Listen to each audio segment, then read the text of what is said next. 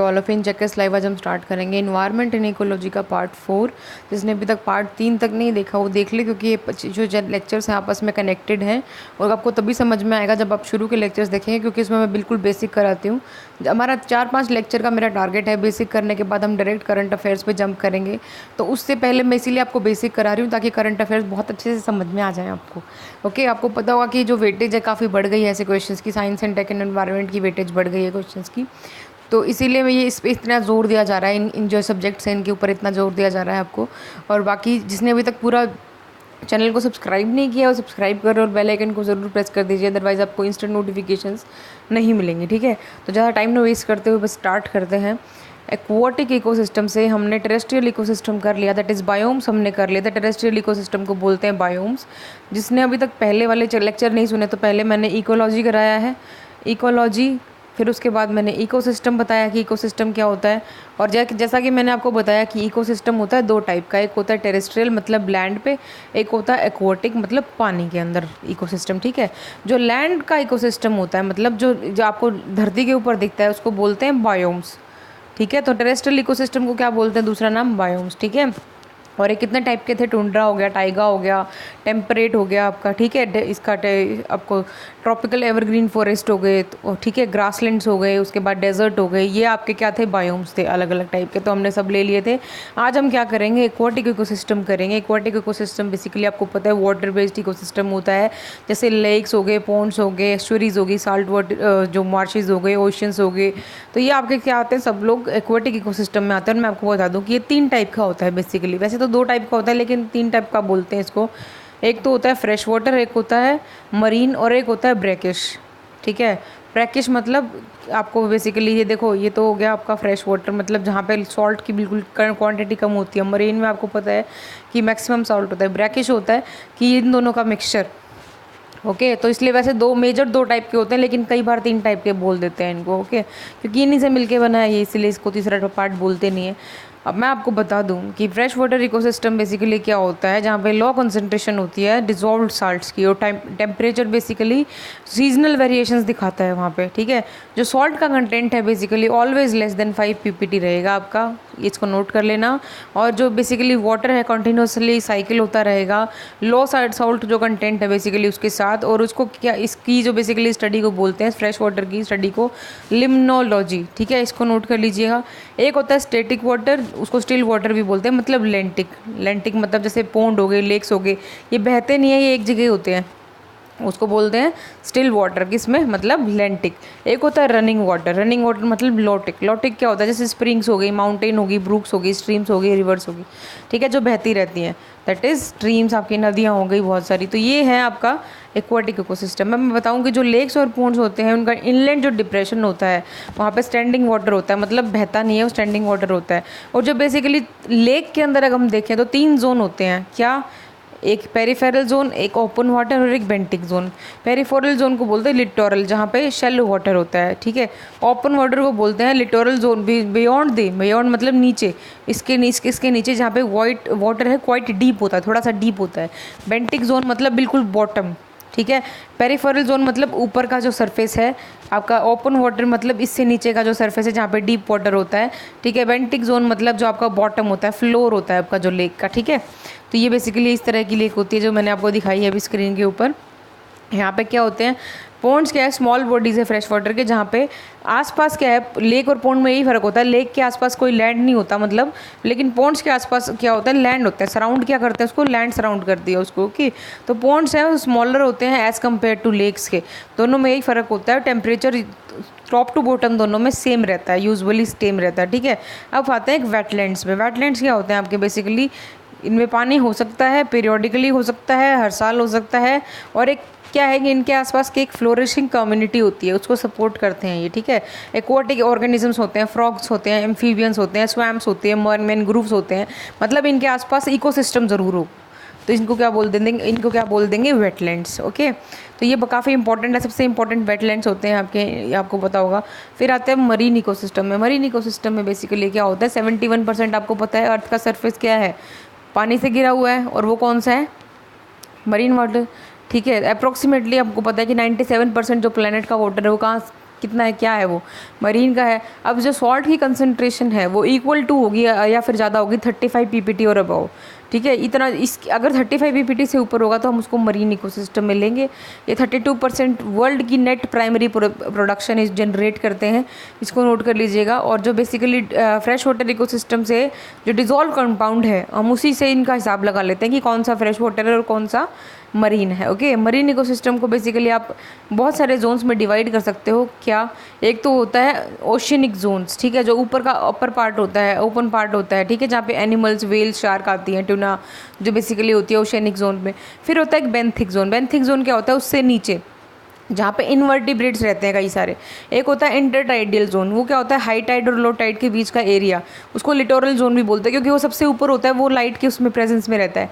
एक होता है नियर शोर, नेरिटिक जोन, मतलब शोर के पास, एस्चुरीज हो गई जहाँ पे कोरल रीफ्स होती हैं, जो बिल्कुल किनारे के पास होगा ना आपका, दैट इज़ नेरिटिक जोन, ठीक है। एक होता है डीप वाटर हाइड्रोथर्मल वेंट्स, जहाँ पे आपको पता है कि जो सल्फर बैक्टीरिया रहता है, फूड वेब बेसिकली बेसिक है जो फूड वेब का, हाइड्रोथर्मल वेंट्स होते हैं वहाँ पे, जो एक अलग ही पार्ट होता है, ये भी एक मरीन इकोसिस्टम का।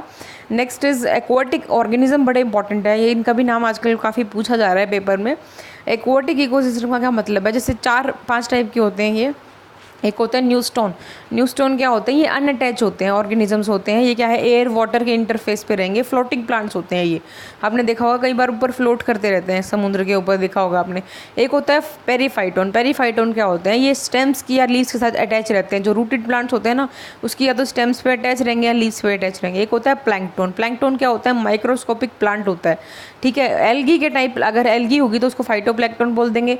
और आपको जो अगर वो एनिमल का पार्ट होगा, उसमें प्रोटोजोआ होगा, तो उसको क्या बोल देंगे, जू प्लैंक्टन, ठीक है। मतलब प्लैंक्टन क्या हो गया, या तो फाइटोप्लैंक्टन अगर उसमें प्लांट की कैरेक्टरिस्टिक्स है, या फिर जू प्लैंक्टन अगर उसमें प्रोटोजोआ मतलब एनिमल की कैरेक्टरिस्टिक्स है, तो ठीक है, ये इनमें कन्फ्यूज मत होना। एक होता है नेक्टोन। नेक्टोन बेसिकली क्या होता है, स्विमर्स होते हैं, एनिमल्स होते हैं, स्विमर्स होते हैं और बहुत ही पावरफुल होते हैं, और ये वाटर करंट्स को ओवरकम कर सकते हैं, मतलब वाटर करंट इनका कुछ नहीं बिगाड़ सकता। फिर आता है बेंथोस। बेंथोस क्या होते हैं, बेंथिक, जो बिल्कुल बॉटम, जो आपको बिल्कुल बॉटम के ऊपर मिलते हैं, ठीक है, जो मतलब सबसे नीचे जो आपको मिलता है, समुद्र के बॉटम के ऊपर जो आपको मिलते हैं। ओके, ये तो। और अब मैं बता दूँ, एक और फिनोमिना होता है लेक्स या पॉन्ड में, दैट इज़ विंटर किल।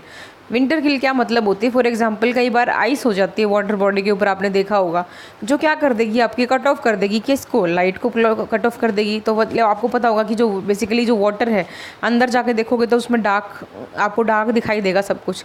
तो इसका मतलब क्या है कि फोटोसिंथेसिस तो रुक गई, लाइट नहीं होती, लेकिन जहाँ अंदर जो आपके जो भी हैं ऑर्गेनिजम्स है वो रेस्पायर तो कर रहे हैं, सांस तो ले रहे हैं। तो मतलब क्या है, ऑक्सीजन तो फिर डिप्लीट हो जाएगी। एक तो वैसे ही ऑक्सीजन कम है, ऊपर से फोटोसिंथेसिस नहीं हो रहा है, ऊपर से वो सांस भी ले जा रहे हैं, तो इसका मतलब क्या है, फिश है वो मर जाएगी आपकी। ओके, तो और फ्लोट करती करती ऊपर आ जाएगी, इसी को क्या बोलते हैं, विंटर किल, ठीक है। अब आते हैं लेक इकोलॉजी पे। इकोलॉजी किस लिए, क्योंकि एजिंग ऑफ लेक्स इसमें बड़ा इंपॉर्टेंट है। मैं आपको बता दूं कि किसी भी ऑर्गेनिज्म की तरह लेक्स है वो बेचारी, वो मतलब अभी बूढ़ी भी हो रही है, ठीक है, इसी को बोलते हैं एजिंग ऑफ लेक्स, और जन्म भी लेती है और ओरिजिनेट भी करती है, और जियोलॉजिकल इवेंट्स भी होते हैं, ग्रो भी करती है टाइम के साथ, और बहुत सारे मॉर्फोलॉजिकल और फंक्शनल कैरेक्टरिस्टिक्स भी होते हैं, और इवेंचुअली वो मर भी जाती है, ठीक है। मतलब एक लिविंग थिंग की तरह होती है लेक्स अगर देखा जाए तो। क्यों, अब मैं आपको बताऊँ कि आप बेसिकली वो रिसीव करती है क्या, water from the surface run of, मतलब कहीं भी कोई उसका सरफेस रन ऑफ हो रहा है, कहीं भी बहता हुआ पानी है, तो वहाँ से वो रिसीव करेगी किसको, वाटर को, और केमिकल सब्सटेंस को, मिनरल्स को, और ठीक है। ये जो अगर हम देखें ओवर पीरियड्स, क्या होता है कि जो मिनरल्स होते हैं ना पानी के साथ जो आते हैं ऑर्गेनिक मैटर में, वो ग्रेजुअली वो फिल कर देते हैं। तो जितना भी न्यूट्रिएंट बढ़ेगा, फॉर एग्जाम्पल लेक के अंदर, वो क्या करेगा, वो ग्रोथ होएगी किसकी होएगी, एल्गी की, क्योंकि न्यूट्रिएंट बढ़ रहे हैं उसमें, न्यूट्रिएंट बढ़ रहे हैं तो जो एक्वेटिक प्लांट्स हैं और जो है वो बढ़ जाएंगे। तो इसको क्या बोलते हैं, नेचुरल यूट्रोफिकेशन, ठीक है। जैसे आपकी जो लेक सुदर्शन है, गुजरात गिरनार जो एरिया है बेसिकली इसका, ये ओल्डेस्ट मैन मेड लेक, ये मैंने एक ऐसे ही नोट लिख दिया आपका, ये लेक्स के बारे में चल रहा था तो इसको नोट कर लेना कि जो सुदर्शन लेक है कहाँ की, गुजरात के गिरनार डिस्ट्रिक्ट की, वो ओल्डेस्ट मैन मेड लेक है इंडिया की। तो on the basis of nutrient content, अगर फॉर एग्जांपल देखो ये लेक है, यहाँ से यहाँ कहीं ना कहीं से इसको पानी आ रहा है, कहीं से बहता हुआ, तो पानी आजकल क्या है, न्यूट्रिएंट लेके आता है अपने साथ में, मिनरल्स लेके आता है अपने साथ में। तो इसमें तो इकट्ठा हो जाएंगे ना सारे ये जो आपके बेसिकली मिनरल्स हैं, अगर इसमें इकट्ठा हो गए तो इसका मतलब क्या है कि यहाँ पे जो ग्रोथ है वो प्लांट्स की वो बढ़ जाएगी, क्योंकि न्यूट्रिएंट मिल रहा है उनको। और एल्गी की ग्रोथ बढ़ गई तो ऊपर ऊपर क्या कर लेगी, ऊपर ऊपर वो क्या कर देगी, ऊपर पूरे एल्गी स्प्रेड कर लेगी। तो मतलब लेक है उसका तो वो तो सब खराब होगा ना एक तरह से देखा जाए तो ये क्या है, यूट्रोफिकेशन बोलते हैं इसको। और इसकी क्वांटिटी के बेस पे क्या है, ओलिगोट्रॉफिक, मेसोट्रॉफिक और यूट्रोफिक। ओलिगोट्रॉफिक का क्या मतलब है, जिसमें कम न्यूट्रिएंट हो, मीजोट्रोफिक का जिसमें मॉडरेट न्यूट्रिएंट, और यूट्रोफिक का जिसमें हाईली कंटेंट हो न्यूट्रिएंट्स का। बेसिकली हम इसको न्यूट्रिएंट्स को अब रिमूव कैसे कर सकते हैं, रिमूव, क्योंकि आपको देखो कि जितना अगर पूरी लेक फिर ख़राब भी हो जाती है ना, अगर एल्गी से पूरी लेक आपकी भर जाए तो कभी वो लेक वैसे भी सड़ने लग जाती है, और जो अंदर के ऑर्गेनिजम्स होते हैं वो मरने लग जाते हैं, क्योंकि उनको वो सेम वही विंटर किल वाला प्रोसेस हो जाता है, क्योंकि ऊपर से ढक जाता है पूरा, लाइट उनको मिल नहीं पाती है। ठीक है, तो मैं आपको बता दूं कि किस तरीके से न्यूट्रिएंट्स को आप लेक के अंदर से निकाल सकते हो। पहले तो क्या है कि न्यूट्रिएंट पुअर वाटर उस पर फ्लश कर दो। Next is deep water abstraction, मतलब डीप में जाके वाटर को एब्स्ट्रैक्ट कर लो। और ऑन साइट पी एलिमिनेशन, ये बड़ा न्यूज़ में है।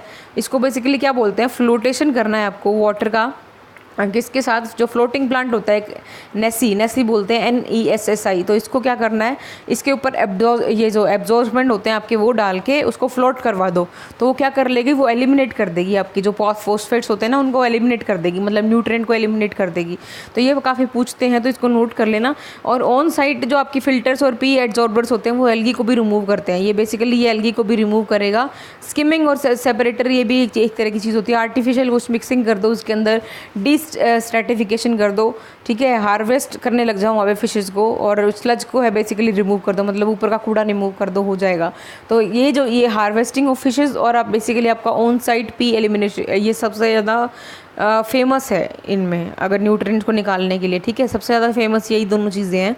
और ये नेसी का भी ये बड़ा याद रख लेना कि कौन सा यूज़ होता है। यूट्रोफिकेशन मैंने आपको पूरा बताया है अभी क्या होता है, जैसे मैंने आपको बताया कि एनरिचमेंट हो जाता है एक्वेटिक सिस्टम में, क्या करने के लिए, जो बेसिकली कौन कौन से न्यूट्रिएंट्स होते हैं, नाइट्रेट्स एंड फॉस्फेट्स।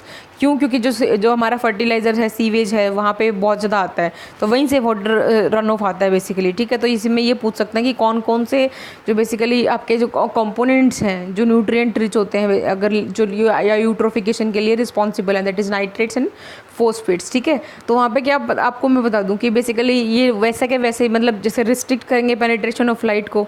ठीक है, तो अगर हम तो उसके बाद क्या होगा, ऑक्सीजन की कमी हो जाएगी। तो जो वहाँ के एक्वेटिक ऑर्गेनिजम्स हैं वो मर जाएंगे। तो आपको पता है कि फोटोसिंथेसिस जो है वो ग्रीन प्लांट्स के लिए कितनी ज़रूरी है। ऑक्सीजन लेवल अगर ऑलरेडी लो है वहाँ पे, और पॉपुलेशन उनका बढ़ता जा रहा है। पॉपुलेशन क्यों बढ़ती जा रही है, क्योंकि उनको न्यूट्रिएंट मिल रहे हैं, तो ऊपर से ब्लॉक हो जाता है, सनलाइट ब्लॉक हो जाती है, तो ऑक्सीजन की कमी हो जाती है। तो फिर क्या होता है, ये बेसिकली क्या होगा, फिशेज और अदर जो सफोकेट हो जाएंगे और वो डाई कर जाएंगे। बस यही होता है पूरा यूट्रोफिकेशन। मैंने आपको पहले बता भी दिया है वैसे। जो अब हम देखते हैं कि इसका इफेक्ट क्या पड़ रहा है इकोसिस्टम में, ये जो यूट्रोफिकेशन है या फिर जो भी ये चीज़ें आपकी लेक की इकोलॉजी है, एजिंग हो रहा है, तो इससे इकोसिस्टम पे क्या फ़र्क पड़ रहा है। तो मैं आपको बता दूँ कि ये ना, जो डेट्रिशियस आपकी लेयर होती है उसको अगर जो बेसिकली क्रिएट करने का काम कौन करता है, यूट्रोफिकेशन। ठीक है, जो पॉन्ड्स और लेक्स में। दूसरा क्या है कि बायोडाइवर्सिटी को डिक्रीज कर देता है, क्योंकि एल्गल ब्लूम्स मतलब एल्गी बढ़ जाएगी पूरे उस लेक में, तो वो ऑब्वियसली मैंने आपको बताया कि फोटोसिंथेसिस नहीं होंगे, प्लांट्स मर जाएंगे, तो मतलब क्या हो जाएगा, आपकी बायोडाइवर्सिटी कम हो जाएगी। फिर आपको पता है जो बैक्टीरिया होता है वो सारे ऑक्सीजन ले लेता है वहाँ पे, नीचे वाला जो बैक्टीरिया होता है। ठीक है, तो उसके बाद क्या होगा, उसके बाद मतलब वो खुद ले लेगा, तो बाकी जो ऑर्गेनिजम्स हैं उनके लिए ऑक्सीजन कहाँ बचेगी, नहीं बचेगी उनके लिए। नेक्स्ट इज यूट्रोफिकेशन है, बेसिकली एक इकोसिस्टम है कॉम्पिटिटिव। ये जो बेसिकली नेचुरल लगी हुई न्यूट्रिएंट है बेसिकली उसको एकदम से अबंडेंट लेवल पे ले जाता है। तो आप ये देखिए कंपटीशन बढ़ जाएगा ना फिर आपस में इनका। एल्गल ब्लूम्स जब डाई होते हैं या कोई उनको खा लेता है तो उनके अंदर से क्या निकलता है, न्यूरो और हाइपर टॉक्सिन्स निकलते हैं। इसका मतलब ये क्या होता है, ये बिल्कुल जहर का काम करते हैं और ये दूसरे अगर कोई एक्वेटिक एनिमल इनको खा लेता है तो बेसिकली उनके लिए थ्रेट का काम है, और ह्यूमंस भी अगर इनको खा लें इनडायरेक्टली तो हमारे लिए भी, इसी को बोलते हैं एग्जाम्पल सेल फिश पॉइजनिंग जैसे हुई थी। हम जैसे उस फिश को खा रहे थे, वो फिश ने पहले एल्गी खा रखी होगी, एल्गी के अंदर से क्या निकला था, नाइन्यूरो और हाइपोटॉक्सिन्स, तो हमारे अंदर भी आ गया था। ठीक है, तो ये बड़ा इंपॉर्टेंट है, इस पॉइंट को बड़ा नोट कर लीजिएगा क्योंकि ये पॉइंट पूछ सकते हैं सेल फिश पॉइजनिंग क्या है। और आपको पता है कि कोरल रीफ्स है वो भी हमारा लॉस हो रहा है बहुत ज़्यादा, एक तो क्लाइमेट चेंज की वजह से भी हो रहा है, दूसरा ऐसी यूट्रोफिकेशन की वजह से भी हो रहा है, आपको पता होगा। और जो दूसरा ऐसा ऐसा ये कलर बहुत गंदा कर देते हैं, एल्गी जो है ब्राउन ग्रीन ऐसा कलर कर देती है, तो उसमें क्या है, नेविगेशन प्रॉब्लम होती है, और ठीक है वाटर ट्रीटमेंट की काफ़ी प्रॉब्लम होती है। तो ये थे इसके इफ़ेक्ट्स। अभी हमने शायद मरीन इकोसिस्टम कर लिया है, आगे हम वेटलैंड्स करेंगे सारे, अपने जितने भी इंडिया के वेटलैंड्स हैं बड़े ज़रूरी हैं। आगे जो नेक्स्ट लेक्चर होगा उसमें वेटलैंड्स हो जाएंगे, फिर आपका पोल्यूशन हो जाएगा, फिर आपका क्लाइमेट चेंज हो जाएगा। तो ये 3-4 इंपॉर्टेंट टॉपिक करके हम डायरेक्ट करंट अफेयर्स में जंप करने वाले हैं। बाकी इनको भी बहुत ढंग से सुनिएगा क्योंकि इनके अंदर से भी क्वेश्चन बन सकता है, और जब तक ये नहीं पता होगा ना तब तक आगे करंट अफेयर्स करने का कोई भी मतलब नहीं बनता है। ठीक है, उनको सिर्फ रटने का कोई मतलब नहीं बनता है, आगे प्रॉब्लम हो जाएगी। ठीक है, तो बाकी thank you so much for listening and all the very best for your examinations. और इसी तरीके से तैयारी करते रहिए, इसी तरीके से सपोर्ट करते रहिए, और कमेंट्स में अपनी क्वेरीज या सजेशन या एडवाइसेस आप मेरे को बता सकते हैं।